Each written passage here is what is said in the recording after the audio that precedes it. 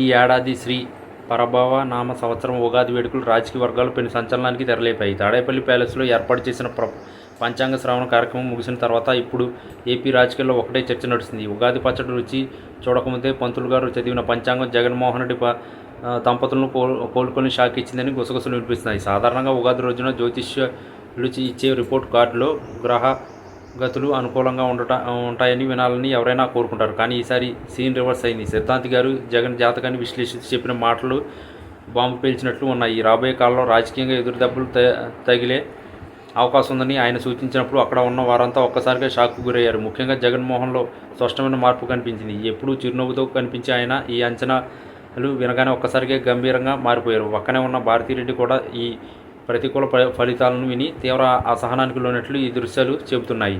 సిద్ధాంతి గారి విశ్లేషణ ప్రకారం శని ప్రభావం మరియు రాహుకేతులు సంచారం వల్ల వ్యక్తిగత ఇమేజ్తో పాటు పార్టీ పరంగా కూడా గడ్డు కాలం నడుస్తుందని విశ్లేషించారు. చుట్టూ ఉన్న ఆత్మీయులే వెన్నుపోటు పొడిచే ప్రమాదం ఉందని, అలాగే గతంలో చేసిన కొన్ని నిర్ణయాలు ఇప్పుడు ఇబ్బందుల్లోకి నెడుతున్నాయని పంతులు గారు కుండబద్దలు కొట్టినట్టు చెప్పారు. ఈ మాటలు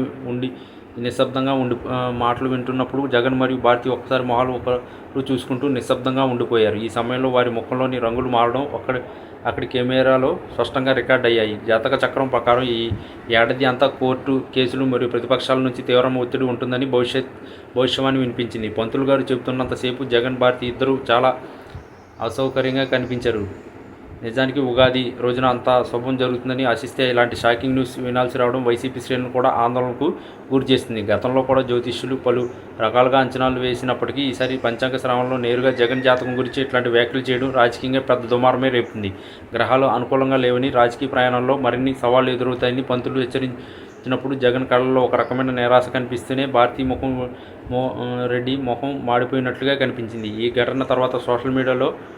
సంఘటన తర్వాత సోషల్ మీడియాలో కూడా జగన్ జాతకంపై చర్చలు ఊపందుకున్నాయి. ఉగాది పర్వదినాన ఇట్లాంటి బాంబు పేలడంతో వైసీపీ నేతలు ఇప్పుడు శాంతి ప్రజలు మరియు దోష నివారణ చర్యలు వైపు మొగ్గు చూపుతున్నట్లు సమాచారం. మొత్తానికి ఈ పరభవనామ సంవత్సరం ప్రారంభం జగన్ దంపతులకు చేదు అనుభవాన్ని మిగిల్చింది. పంతులు గారు చెప్పిన ఈ జాతక ఫలితాలు నిజమవుతాయా లేక జగన్ తన వ్యూహాలతో గ్రహబలాన్ని మార్చుకుంటారా అనేది వేచి చూడాలి.